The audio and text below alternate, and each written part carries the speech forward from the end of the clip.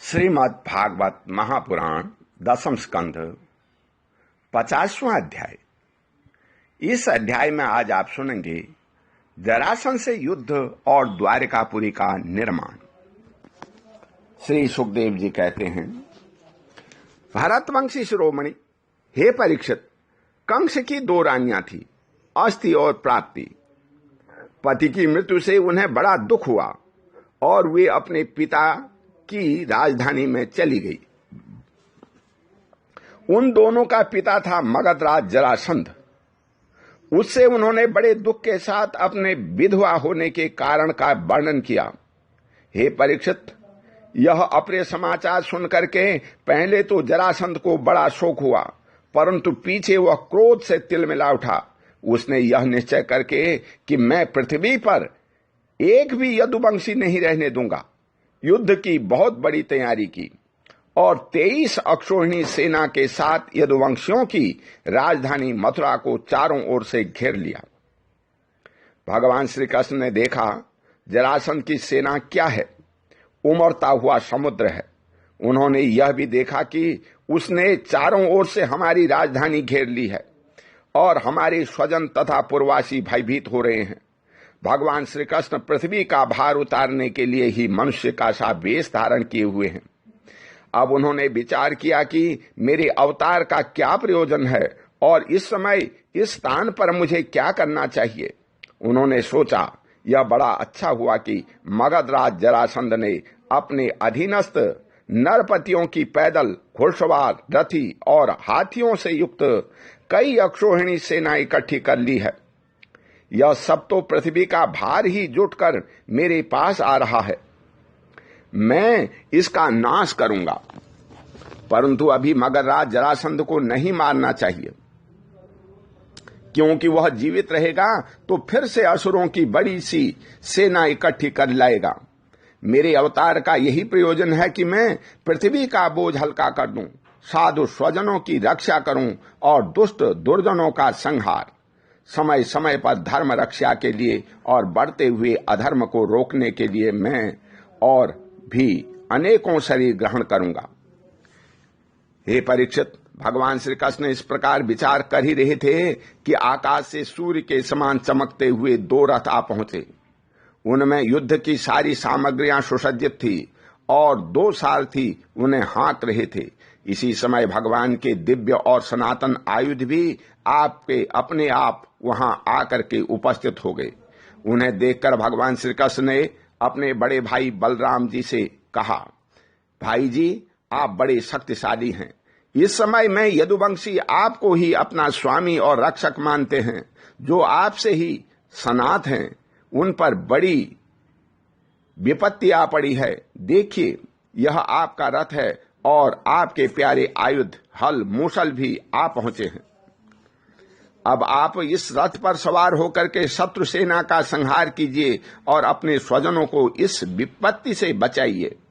हे भगवान, साधुओं का कल्याण करने के लिए ही हम दोनों ने अवतार ग्रहण किया है। अतः अब आप यह 23 अक्षौहिणी सेना, पृथ्वी का यह विपुल भार नष्ट कीजिए। भगवान श्री कृष्ण और बलराम जी ने यह सलाह करके कवच धारण किए और रथ पर सवार होकर वे मथुरा से निकले। उस समय दोनों भाई अपने अपने आयुध लिए हुए थे और छोटी सी सेना उनके साथ साथ चल रही थी। श्री कृष्ण का रथ हाँक रहा था दारुक। पुरी से बाहर निकल करके उन्होंने अपना पांचजन्य शंख बजाया। अनेक शंख की भयंकर ध्वनि सुनकर के शत्रु पक्ष की सेना के वीरों का हृदय डर के मारे थर्रा उठा। उन्हें देखकर मगधराज जरासंध ने कहा, पुरुषाधम, हे कृष्ण, तू तो अभी मेरा बच्चा है। अकेले तेरे साथ लड़ने से मुझे लाज लग रही है। इतने दिनों तक तू न जाने कहां कहां छिपा फिरता था। हे मंद, तू तो अपने मामा का हत्यारा है, इसलिए मैं तेरे साथ नहीं लड़ सकता। जा, मेरे सामने से भाग जा। बलराम, यदि तेरे चित्त में यह श्रद्धा हो कि युद्ध में मरने पर स्वर्ग मिलता है, तो तू आ, हिम्मत बांधकर मुझसे लड़। मेरे बाणों से छिन्न भिन्न हुए शरीर को यहां छोड़कर स्वर्ग में जा, अथवा यदि तुझ में शक्ति हो तो मुझे ही मार डाल। भगवान श्री कृष्ण ने कहा, मगधराज, जो शूरवीर होते हैं वे तुम्हारी तरह डीक नहीं हाँकते, वे तो अपना बल पौरुष ही दिखलाते हैं। देखो, अब तुम्हारी मृत्यु तुम्हारे सिर पर नाच रही है।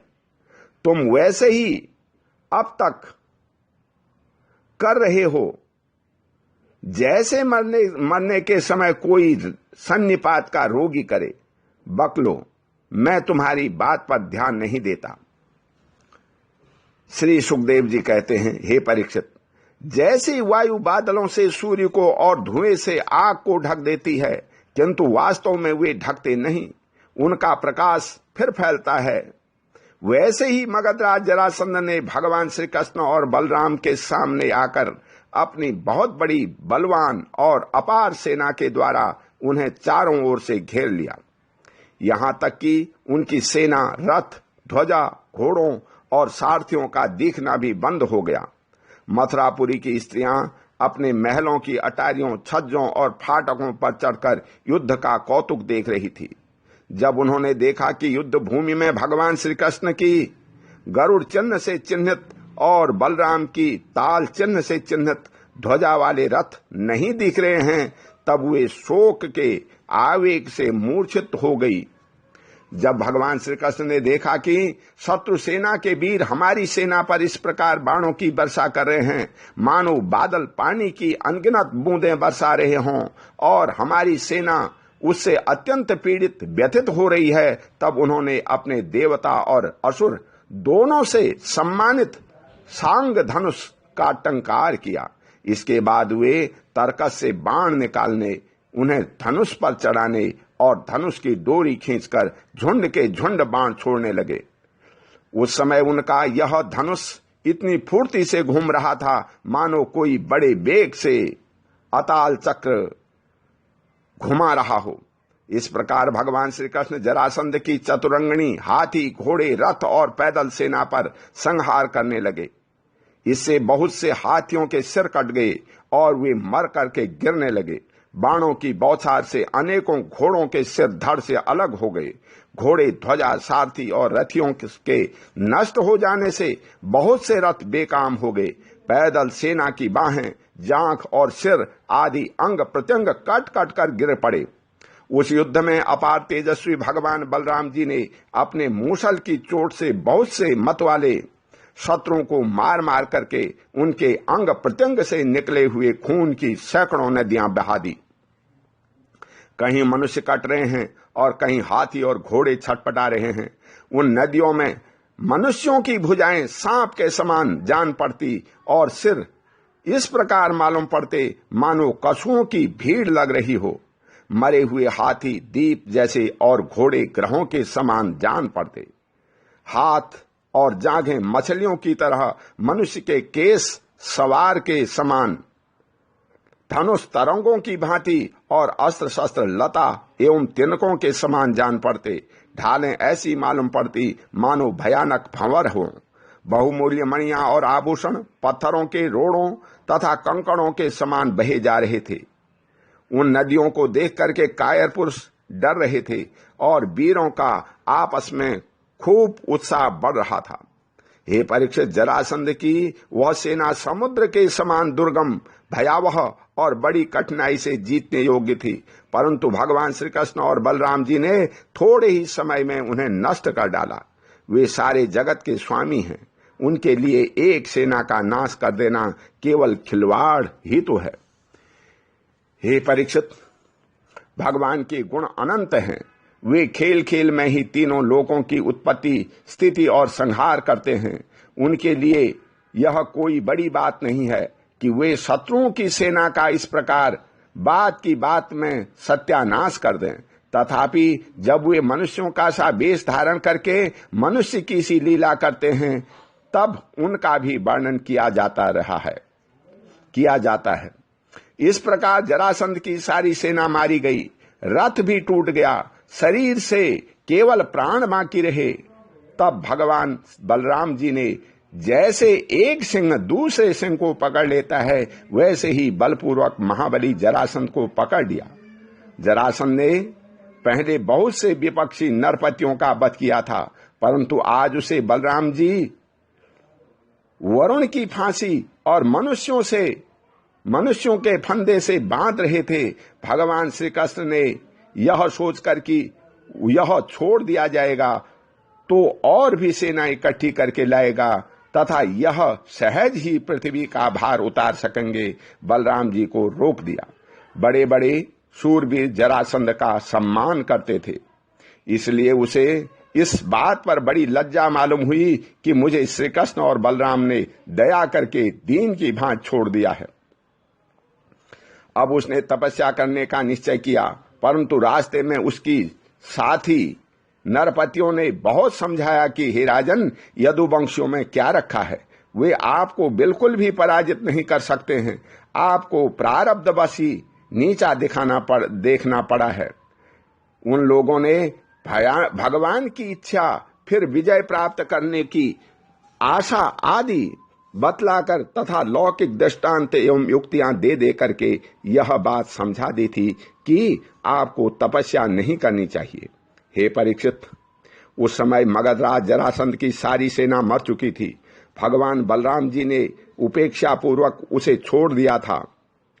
इससे वह बहुत उदास होकर के अपने देश मगध को चला गया।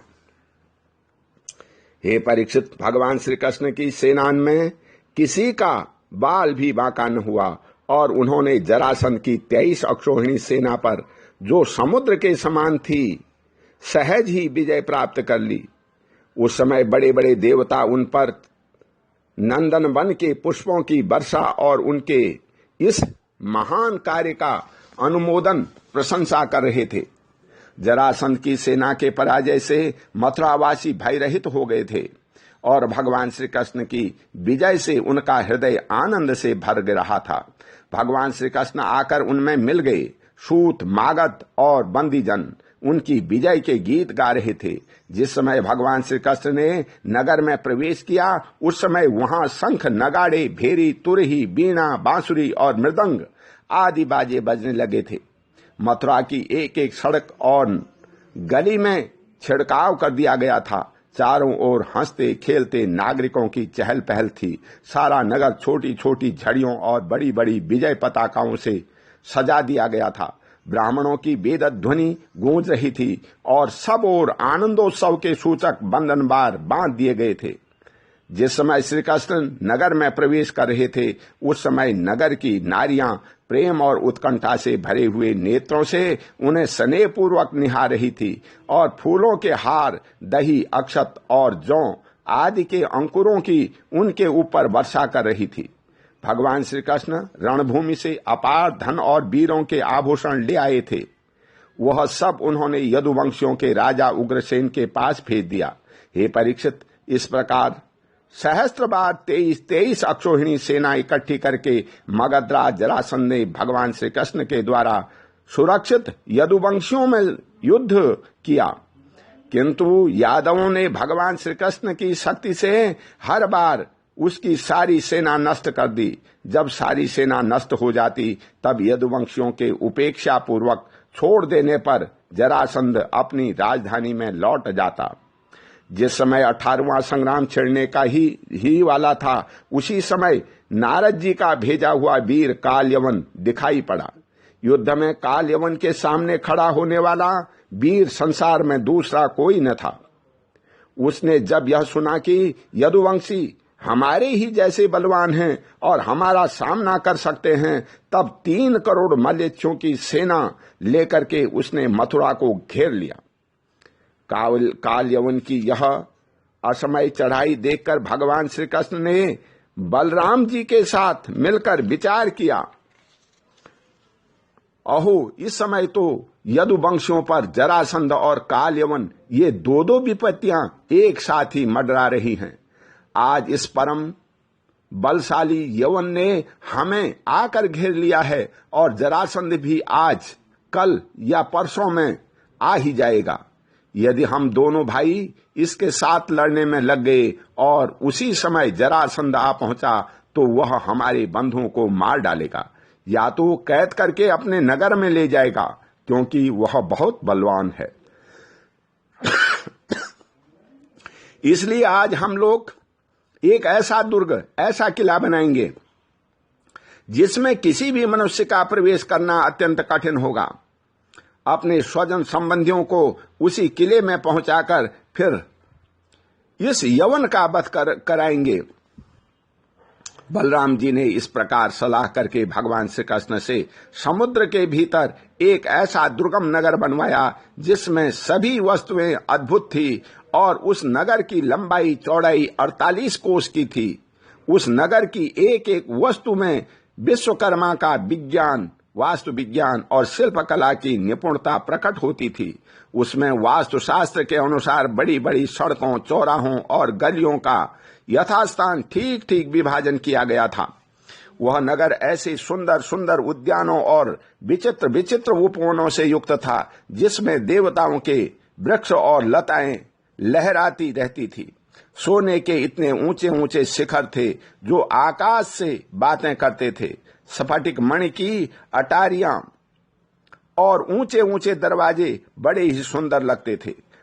अन्न रखने के लिए चांदी और पीतल के बहुत से कोठे बने हुए थे।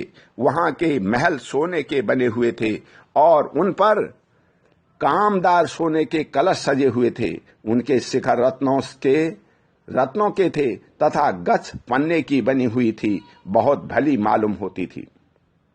इसके अतिरिक्त उस नगर में वास्तु देवता के मंदिर और छज्जे भी बहुत सुंदर सुंदर बने हुए थे। उसमें चारों वर्ण के लोग निवास करते थे और सबके बीच में यदुवंशियों के प्रधान उग्रसेन जी, वसुदेव जी, बलराम जी तथा भगवान श्री कृष्ण के महल जगमगा रहे थे।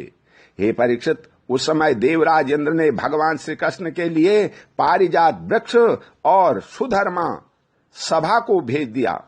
वह सभा ऐसी दिव्य थी कि उसमें बैठे हुए मनुष्य को भूख प्यास आदि मृत लोग के धर्म नहीं छू पाते थे। वरुण जी ने ऐसे बहुत से श्वेत घोड़े भेज दिए थे जिनका एक एक कान श्याम वर्ण का था और जिनकी चाल मन के समान तेज थी। धनपति कुबेर जी ने अपनी 8 निधियां भेज दी और दूसरे लोकपालों ने भी अपनी अपनी विभूतियां भगवान के पास भेज दी। हे परीक्षित, सभी लोकपालों को भगवान श्री कृष्ण ने ही उनके अधिकार के निर्वाह के लिए शक्तियां और सिद्धियां दी थी।